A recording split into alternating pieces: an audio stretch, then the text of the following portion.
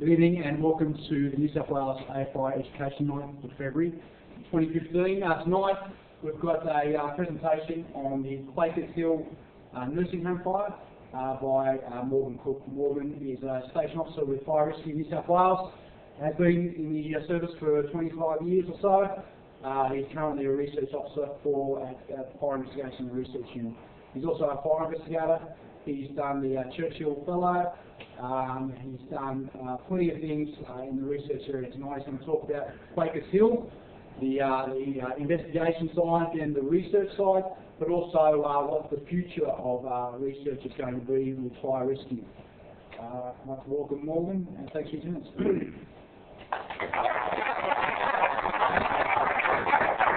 Thanks, Nick. As Nick said, Morgan Cook, Fire Rescue New South Wales, the Fire Investigation Research Unit.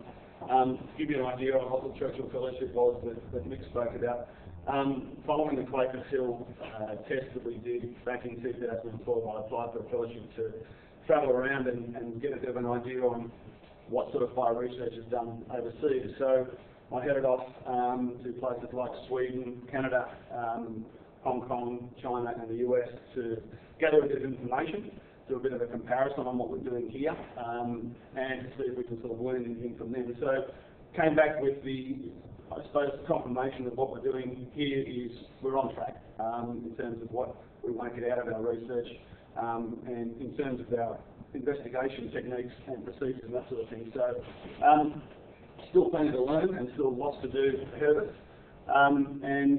So tonight, as Nick alluded to, I will be talking about Quakers Hill nursing home fire. It won't be a long talk on Quakers Hill. It'll just be a bit of a brief intro into what we're doing now, but you need a sort of bit of a background on how we sort of got there. So the Quakers Hill nursing home, 18th November 2011. Just a little ordinary nursing home, single level, with about 100 residents, or a maximum of 100 residents. At the time there was only about 80 people staying in the place. Nestled in amongst suburban houses in Quakers Hill, nice quiet little area. About just before 5 AM, the fire brigade received a call. It was an automatic fire alarm. That's one of the important things to remember. An automatic fire alarm to Quakers Hill nursing home. They've been there tons of times before. Just never assumed that what eventuated did. So there's the nursing home there, just a simple H pattern. Entrance here off Henwood Road. Okay, when the guys got there, it was just absolute chaos. So all around the lawns, up and down the driveway, there was just beds, wheelchairs, medical oxygen, people, residents, people with injuries, deceased. It was absolute nightmare. It was the perfect storm for firefighting. Just before I go on, what I want to do is something a little bit unorthodox tonight. The presentation, I should have done this a bit earlier. I actually want to dedicate it. And I want to dedicate it to the families of the people who perished in the fire. But more importantly, because we just sat through a grueling 2 weeks of a coronial hearing, which pretty much put all our crews through the griller. Or the ringer, I should say. I'm going to dedicate it to them. So the 3 crews from Blacktown, Seven Hills and Schofield for tonight. The lead up to Quakers Hill nursing home was one of those things where, I don't know if you've ever heard of the Swiss cheese theory. So all the holes lined up into, so that all the bad stuff sort of fell through and we got what we got. So we had a minimum number of staff looking after the residents. So we had 80 plus residents, we had 4 staff. So there was 2 AINs, assistants in nursing, and 2 registered nurses. Different levels of dependency for these people, high, medium and low. Okay, but we had about 36 high dependency residents. So of those residents, we had people with dementia, we had people with respiratory problems, we had people with kidney problems who were on dialysis. We had residents, because it was overnight, they were heavily sedated. When they were woken up, they were in various states of confusion, and it was an absolute nightmare for the nursing staff once they realised what had happened. What also led to it was the fact that Roger Dean was hired as the head nurse for the night shift. Quakers Hill nursing home was going through a period where they couldn't get enough staff. When Roger Dean turned up, having been out of the industry for the last 4 years and working in a cake shop, desperately they hired him. It was even better because he wanted to work the night shift, so they put him on. and they put him in charge. Not a lot of background check was done on Roger Dean. If it had been, it would have been revealed that previously he was dismissed from St Jonathan Hospital for working under the influence of drugs. So Roger Dean's now working there. In the lead up to it, the staff were noticing that there was medication going missing from the treatment room. No one really knew who to blame, but as it went on, staff started suspecting Roger Dean. What they then did was, one of the nurses basically said to him, listen, we think it's you. He said, no, it's not me. The mistake they made was they left him in charge of the keys to the treatment room and access to the medication, even though they suspected him of selling drugs. So, they decided to call the police. The police attended and came down to try and make some inquiries about what was going on with the missing medication. Roger Dean was then getting a little bit nervous because he realised that the nursing staff was suspecting him of something. And he eventually did what he did. Now the police, what happened was, when they attended the night before to question the staff, including Roger Dean, got an urgent call, had to leave the nursing home, and couldn't get back because of that call. The nursing staff wouldn't let them get back there. Repeated calls from the nursing staff pleading with police to come back because they were concerned about their residents and they were concerned about themselves, but they couldn't do it. One of the really unfortunate things was one of the young police officers involved had graduated from the college 11 months prior. I was talking to the nurse who said, and the nurse informed her, look, we're really worried, I need some police down here, I'm very tired, I've just worked 16 hours, can you send someone down? The information that she was given, or the advice that she was given was, look, it should be okay, go home and get to rest. Half an hour later, that police officer was dragging the injured and deceased out of the nursing home. So that was one of the horrible things. The other thing too is, because of the procedures, and it's no one's fault, it's one of those things that's now being revisited in terms of training for nursing home staff and hospital staff, is that no 000 phone call was made to the fire brigade to confirm there was an actual fire there. Okay? That would have heightened the awareness of the fires who were on their way, and perhaps more resources would have been applied straight away.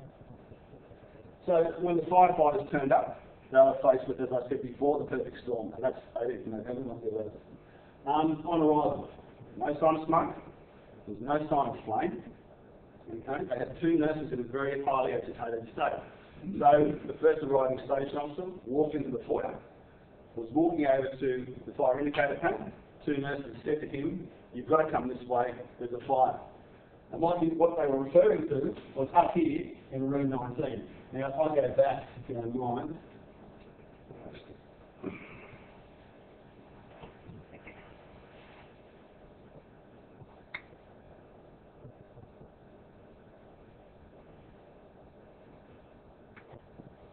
So room 19 is up here. Alright, this is the main entrance. Okay, this is where the fire indicator panel is inside there. Okay, what's happened is that Roger Dean has come up into room 19.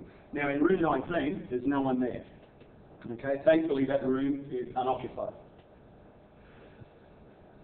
What he's done was he's gone in there and lit the bed as a means of a distraction or a diversion for when the fire brigade turned up, because he knew what he was going to go and do next. So anyway, the first arriving firefighters went up to room 19, up here. So this is the bottom portion of that H configuration, okay? So they've gone in here, fire indicator panel is down here. They've walked up to A2 wing into room 19. What happened was, the doors were kept open. That's one of the other things, that because it was a high dependency, or the residents were of high dependency, all the doors were chopped open. Now if the doors were closed in this hospital, it could have been a very, very different situation that the fire was faced with. But because everything was open, ventilation meant that this fire was just going to take off. So, went up into room 19, dealt with the fire. As they came back, on their way back while they were doing this, the second arriving crew turned up. What they've done is they've gone in and turned right down A1 wing.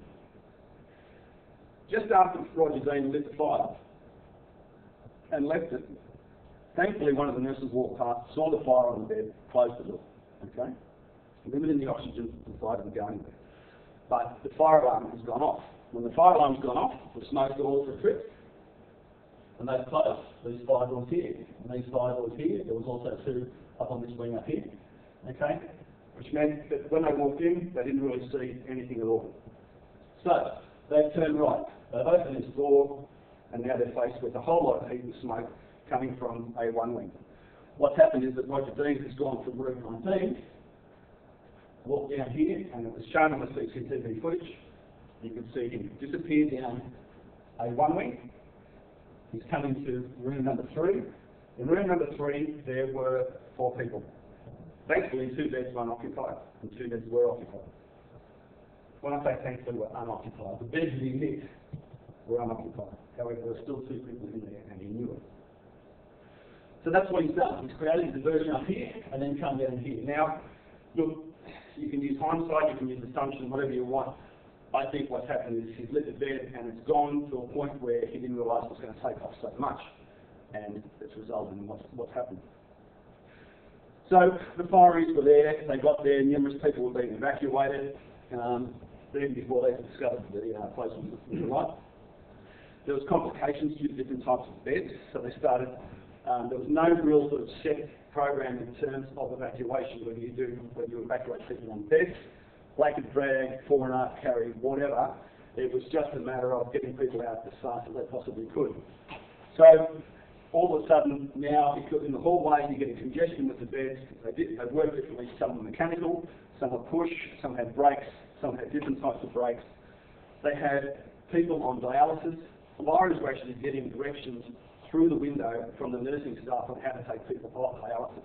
So that's another few minutes of precious time that they were mucking around with the whole thing. Zero visibility. Once they realised what was going on down here in A1 wing, realising that that's where the main fire was, they started focusing their efforts down there. So they took a hose line into the main fire, turned right, down the hallway.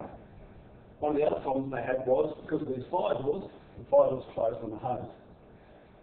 The fire doors had to close in that particular direction, okay? So drag the hose that way, fire doors close that way, you can't drag the hose in, okay? They had to keep chopping it open, dragging a bit of hose through, chopping it open, dragging a bit of hose through. Zero visibility, the smoke layer was down to about a metre. The heat was absolutely intense. They were actually looking for people in the bed, on their knees, with their hands up on top of the bed, feeling for a lump. They couldn't actually see anything, and they were dragging people onto the floor. They could hear bones breaking, they could hear people screaming. They had people, as they were dragging them on the floor, dragging their air masks off, dragging the masks off with their air. And so what these 8 guys were faced with was just, I would hate anyone in this room to have to face it. So it was an absolute nightmare. As I said, patients were on dialysis, and all doors were kept open for ease of access to the staff. When they walk in, so this is so you want to fill those lights and so we can make it a bit this one, please. Yeah. That's done. Okay, so this is our entry point here, alright, foyer over here. Turn right, we go B2 wing, okay, we come up here to A1, up here to A2, sorry, where room 19 is. So there's really nothing there. And that was even, that was the afternoon after the fire had actually occurred. So most of the fire was confined, and the heat and smoke confined to A1 wing. That was the bed in room 19. Now thankfully, closing the door, the message closed the door, is what you kept it to, which is really good. That was the diversion, okay? The bathroom door there was closed, and the door, the entrance door to the ward was open, but the nurse closed it. Okay, so that's this area here. All right, so that's where the first fire was lit, and that's where the second fire was lit. So he's walked a fair way from knowing the first one, knowing full well what's going to happen next. That's the result of the second fire. Now it's not a big fire. It's by any means. Like that could have been a hell of a lot worse, being a nursing home, and the configuration of the place as well. This door here, had it been open, would have allowed a lot more ventilation in. The fire would have traveled a lot more. What you also had was compartmentation. So we had a firewall inside the roof there, which didn't allow the fire to travel any further through the actual nursing home. That's the door to A1 room. So that's this fire door here. Alright. So you can see all this sooting and everything here, it's just because the doors have been chopped open once they've taken the hose through. And that's the aftermath. What we've got here is gone from the entrance here, and we're looking down this hall to an exit door at the end, which takes us out into the car park. Looking back up the other way, there's the two fire doors that were closing on the hose. You can see the hose through there. That's the sort of congestion they were getting in the hallways because of the issues they were having with beds. But what also caused it, that's following the excavation. What also caused the congestion was this little area here. Now the place was built early 80s and it was built to code. It had a few little alterations and refurbishments done since, and they were all done according to the BCA. This one here was according to the BCA, but what concerned people was that they actually tried to take a bed out through there. Got to here and realised because of how tight the angle was, the bed wasn't going to move. That raised a whole lot of questions about whether that was actually code compliant. Not actually designed to take beds out. Designed to take people who are, who can walk in wheelchairs, but not beds. But it's something that's now gone to the BCA for review. So you can see that's pretty tight there. That's only just about a metre, and to try and get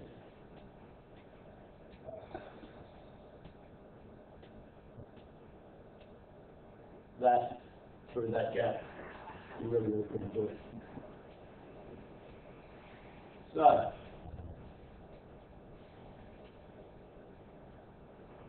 across the hallway, so we're talking, so here's room 3, and across the hallway, it's starting to look at the sort of damage that was caused across the way. Where the red squares are is where the deceased came from. So even up here in A2, where there wasn't any smoke, you've got to realise there was 14 people. The coronial hearing heard, it was the hearing is 14 deaths from the Quakers Hill nursing home fire, but there was a lot more after it. I mean, there's conjecture about where you draw the line in terms of how far after a fire a person can die before it's blamed on that fire. I mean, you're talking up to say 30 people who died after this. They're only doing it for 14, but I would suggest that if the fire hadn't happened, then it's quite possible that 30 people would still be around. So, massive amount of damage inside the roof. When the fire went in, they kept telling us they could hear fire inside the roof, and we were trying to work out how the fire would have got in there. A couple of the theories, this is room 3, that's one of the beds that we missed, and also across the hallway as well, across directly opposite. So one bed there, one bed there. One of the theories that we had initially was possibly that the fire had actually breached the window, gotten in through the eaves, and gotten into the roof that way. That would have meant that the fire would have breached the window prior to the fire getting there. Footage shows the firefighter walking past this window, the fire had not breached, and that led us to start to think that it could be something else. So one thing that happened during the demolition of it, we started having a look at the construction. Now this part here, this is in one of the rooms opposite. That's the ceiling lining, okay? What you can see here is the cornice. What I'm trying to show there is that the ceiling lining finishes short of the actual wall. The cornice isn't fire rated. The ceiling lining is. That's fire check. It's got 1 hour fire rating. Okay, it's super off with a few additive that gives it a longer fire rating, make it necessary for hospitals. Okay, we tested that fire check. We took the CSIRO. We did, all the tests that were actually as part of the Australian standard, and it passed the test. We subjected it to a whole lot of heat for an hour, and it didn't breach. So we thought, well, it hasn't gotten in through the ceiling, but we had to then go and start proving a few theories. So what we did after that was, we decided we're going to go and build a full-scale replica of the rooms that were involved. Now we had room 3, which was about 6 metres by 3 metres. Go and answer. and room 19 was a lot smaller. So we built 2 of each room. Now the reason why we built 2 of each room is because the police obviously had an active interest in this, and they had a few theories that they needed to test. So what we did was we built 2 rooms side by side. They are replicas of room number 3 with the 4 beds, and further up here, this is out at Londonderry by the way, further up to the left is where we built the 2 rooms, room 19 structure. They were built to exact scale. The only thing that we couldn't do was we couldn't build it out of brick, we couldn't build it out of a concrete floor, and we couldn't build it out of a tiled roof. But everything else was the same.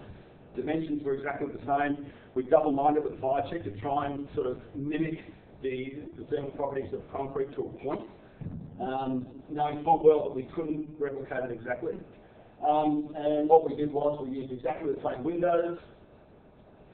We also constructed with that gap around every wall, just to try and prove the theory of, you know, how it breaks the roof. It's got to be understood that whether it breaks the roof or not doesn't really matter. It was just a matter of it was a number of people trying to prove various theories and whether the building code was being brought into question, or what simple fact is that Roger Dean lit the fires and killed the people. But we had to make sure that the way we did it at Londonderry was true to form. So we did the fire check, we had it set properly, we put the gap in, we used normal corners, non-fire rated corners that we found at the hospital. Okay, and we also furnished it with all the beds and all the bedside tables and the furniture that we actually got from the hospital, including the rails and the curtains. We raided Quakers Hill nursing home after it was done and recreated the whole thing. So that's what it would look like. That's room 19. And if you can remember the photo that I showed you before of how room 19 looks after the fire, that's the result that we got. And it was pretty much identical to what actually happened on the day. So we were quite pleased with that. This is what resulted in what we did at Londonderry was we installed some sprinklers. And as most of you would know now, it's now legislated that all residential care, aged care facilities have to have sprinklers.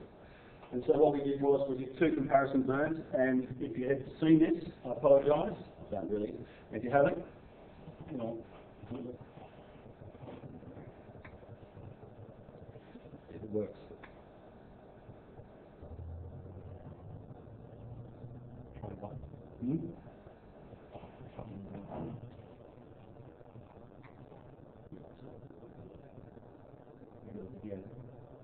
Yeah, I forgot that. Anyway, what the video showed was we had the 2 rooms set up exactly mimicking each other. Same furniture, same dimensions, one had sprinklers and one didn't. Same beds were lit both times.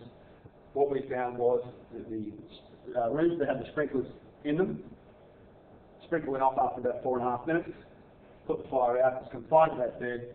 Once it was shown to the Minister for Planning, he said, well, it's a no-brainer.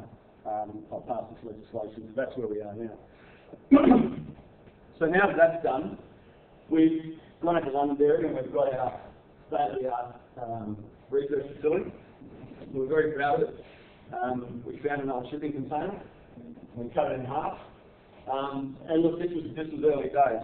So what it's allowed us to do is it's allowed us to do demonstrations for flashover, for fire engineers, firefighters, for various other people. And it's allowed us to test a few theories on other investigations as well. A couple of fatalities that we've tested out there, the police have made use of it, and we're basically trying to build up the facility as we go. So the media have always had very good interest in it, and you know, they've more or less served their purpose for what we wanted to do. But we've pretty much done flashover to death now, so we're moving on. So we built this. This is our newest facility. We put that together last week. This is the CSIRO over in North Ryde. We've got a bit of a partnership going with CSIRO.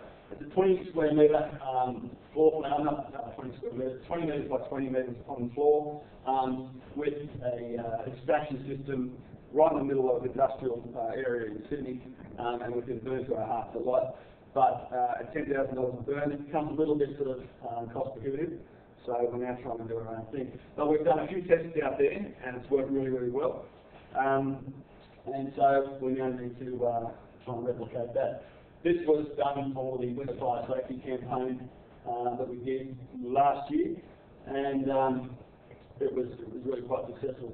The funny thing was that this room here cost, I think it was around $25 million, and it had never been used for 6 years. They got to the end of it and everyone lost interest.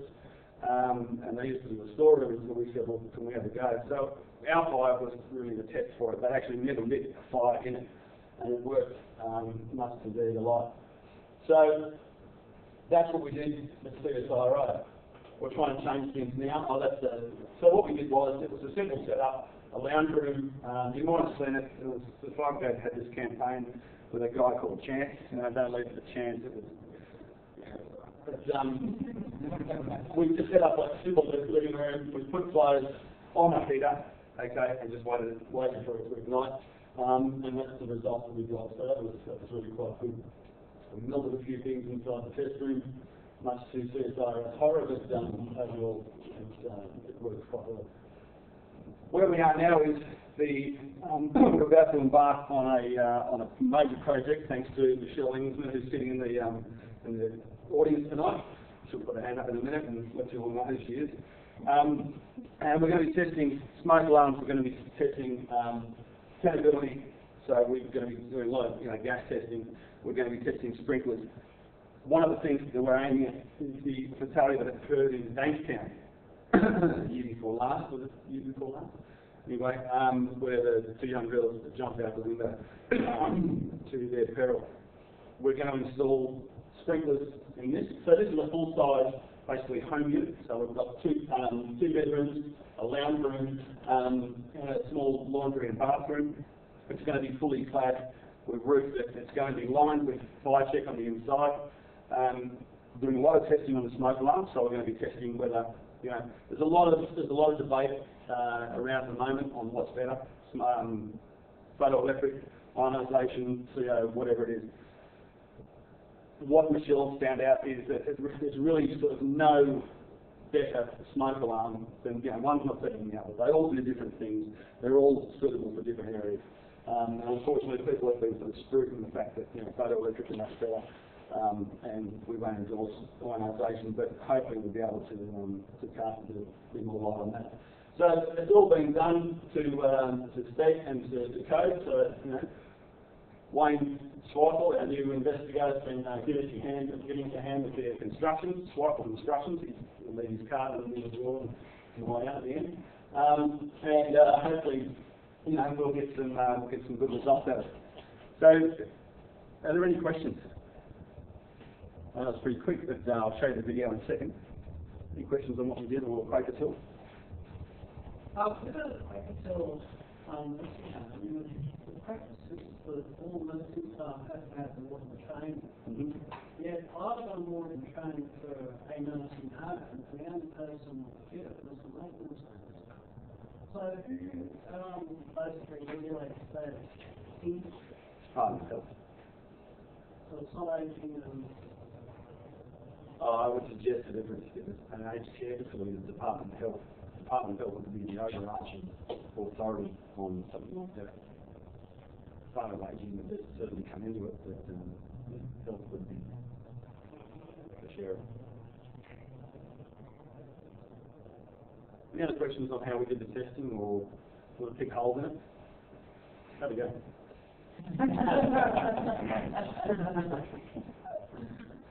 This is about the emissions source line. A simple cigarette lighter barrier? Yes. And all it did was, it was the bedding, so just the bed spread on top. One of the other things we found over there too was the pillows, the stuffing in them was just spun plastic. The sheets were highly flammable. Half the mattresses were fire retardant, half weren't. All the ones down A1 link were not fire retardant, so they went up like a bomb. Everything was flammable. That's why I asked, including the floor. How it would take as well as the thing. Yeah. At the ground level. Yeah. Before they first started to go. Yeah. Yeah, it took off pretty quickly. Nothing at all. Yeah.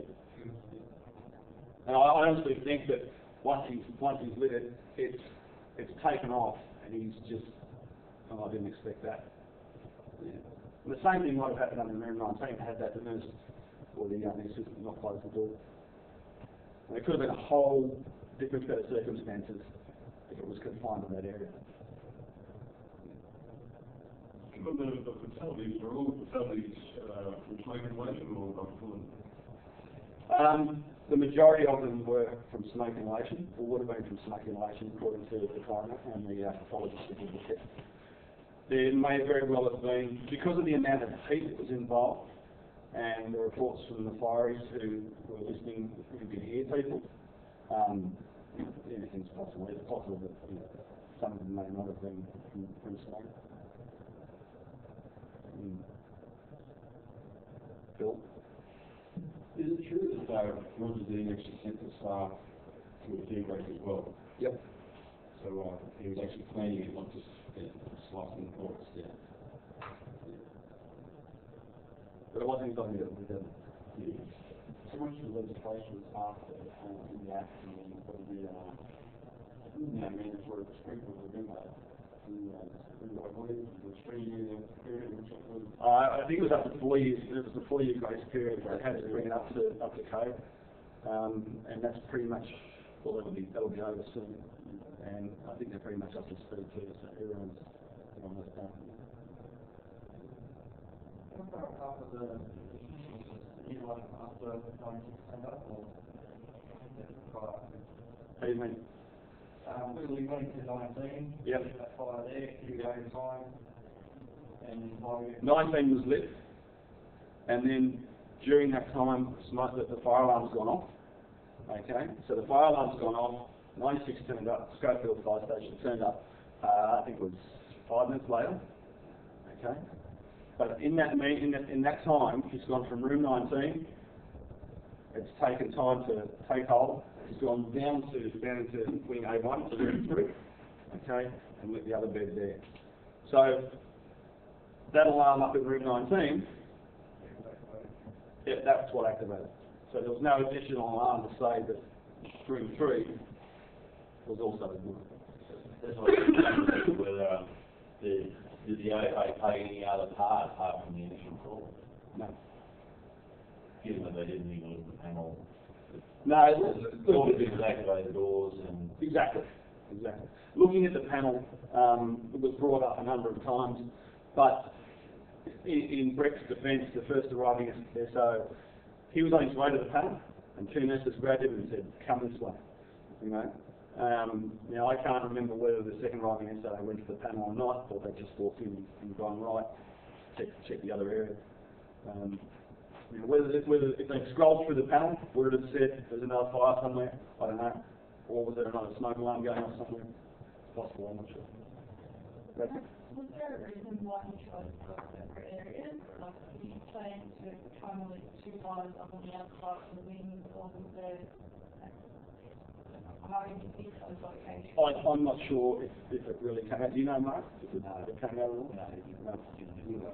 But when you think about it, it's just opposite ends of the hospital, maximum distance. I mean, it would have been absolute disaster if he'd gone from there and then gone diagonally to Bevan. But I don't think there were many people over there. This is where most of the residents were. So the other thing too is that he stole 240 tablets of endo to lease down the anti-blister packs in the treatment room the next day. So he had issues, no problems. Where was the tea room that they had the staff on? Where was what? The tea room that they had the staff on? Up here. So when you walk in here, you walk up the hallway, so the other wing is up here, so there's dining rooms up here, and there's also a staff room on this side as well. So they were fairly away from it. Where's what? Treatment room is here. Yeah, well, we did a bit of an exercise up the coast in a nursing home, and and they had a phase 1, phase 2, phase 3 evacuation. So phase 1, the nurse get everybody to a safe place. And they had bed checks, they had sheets showing what beds had slides, and which didn't have, evac side. Yeah. Was any of that in place, do you know? No, it was just simple Chaos. Yeah, absolute chaos. So you look at the CCTV, and that's constantly going backwards and forwards to the board, looking at the board. They were holding so in one stage they were holding these doors open. One was kneeling down, tying up her shoes, and you can still see the smoke coming through. It was one of those things where, if you go wrong, it did. In the Highland area, do they have like a security door system, so they keep getting out and stuff like that? Most of them were so highly sensitive today that they were out cold, and trying to get them up and out of bed was really, really difficult. There was confusion everywhere. They didn't know where they were. What made the second station go wrong? What I think happened was that first driving person up here, he's come back and said, "You guys go and have a look down there." They've gone down there and they said, Any other questions? Sorry, I apologise. The rooms in Fatality there, having those doors popped up.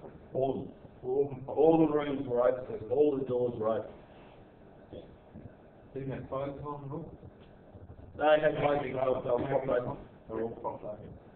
Just to make it easier for the staff, because of the nature of the condition these people are in. But really speaking, with the doors that are supposedly in place in a building like that, they should have been closed and it would be protected in place, room of origin, maybe 1 or 6 fatality. Yeah.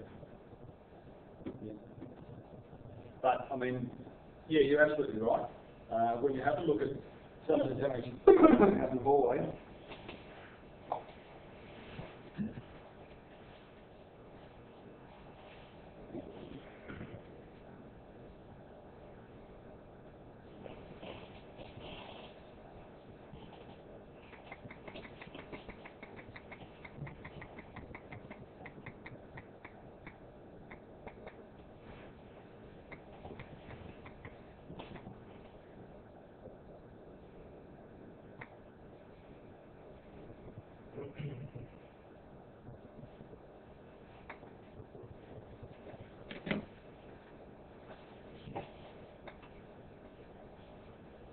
so you can see the damage. So that's room 3 just there. So that's the room of origin. So this one here. You see that the fire certainly vented out through that door there, but there's nothing to say that the fire also hasn't gotten, as the fire said, the fire was in the roof when we got here. So whether it's penetrated the roof in the hallway, whether it's penetrated the roof in there, regardless of whether it's fire check or not, you've still got flare-out lights in there, you've still got alarms, you've got air conditioning, no, it's not air conditioning, that was down below the window, but you've still got penetrations in the roof, which, as soon as you get a hole in the fire rate of ball, it's hard on the fire rate. Because fire check's great, they put the airlocks and service stuff in there. And so you start thinking about, he's gone up here, the alarm's gone off, in the meantime, the alarm went off after he got down here. Alright, so this has gone for quite some time. The first lot of fires that turned up here, this was maybe 12 minutes later. That's a lot of time, and that's plenty of time for the roof to sort of breach those around the corners and get into the roof and have fun with it. How early did you guys get there? 6 minutes after 5 minutes. Me? Yeah, investigation. We were there at 8:30 next morning. 4 hours later.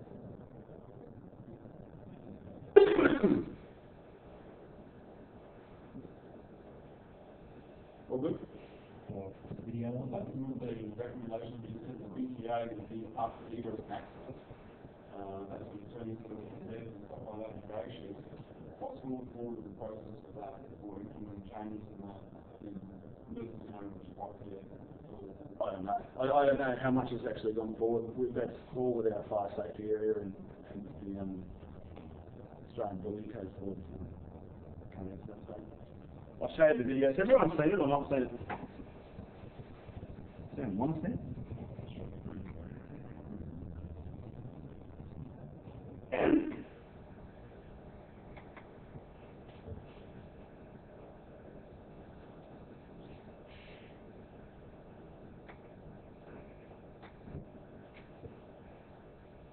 Talk amongst yourself.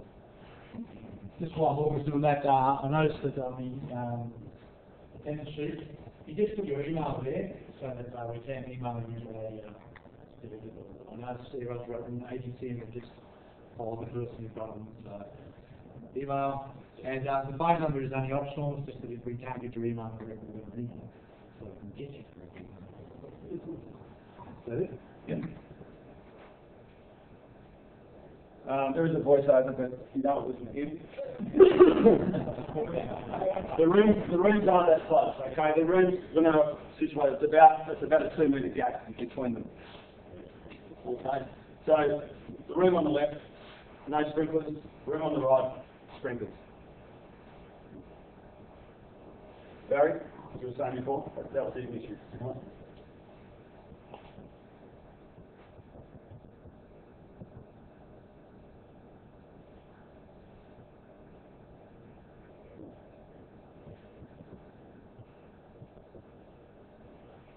There were 2 sprinkler heads installed in the room as per the code. One more or less in between these 2 beds here, and the other one's sort of closer to the door, to the window. So.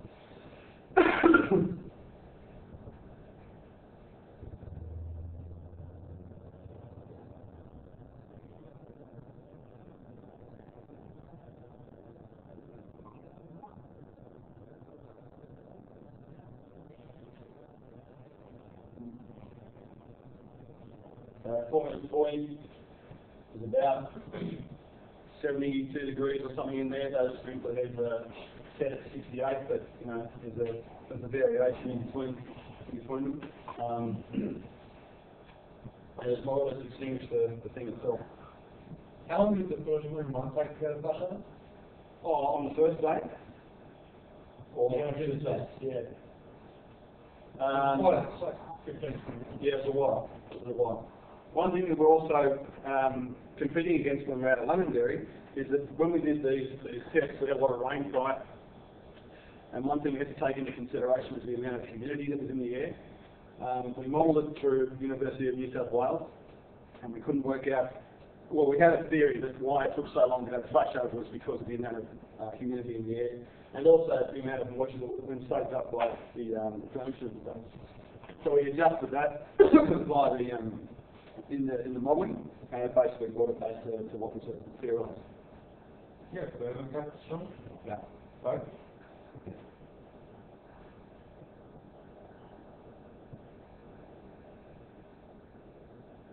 Are you on this one? Which one's you?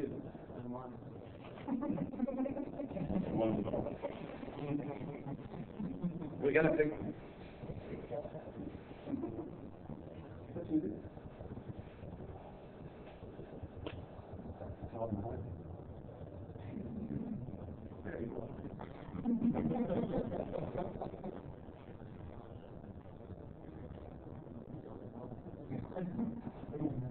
So this was kind of the bit that pushed it over the line for the planning minister.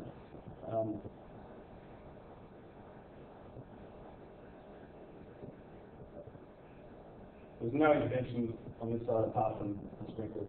This is where the firefighting thing. Luca.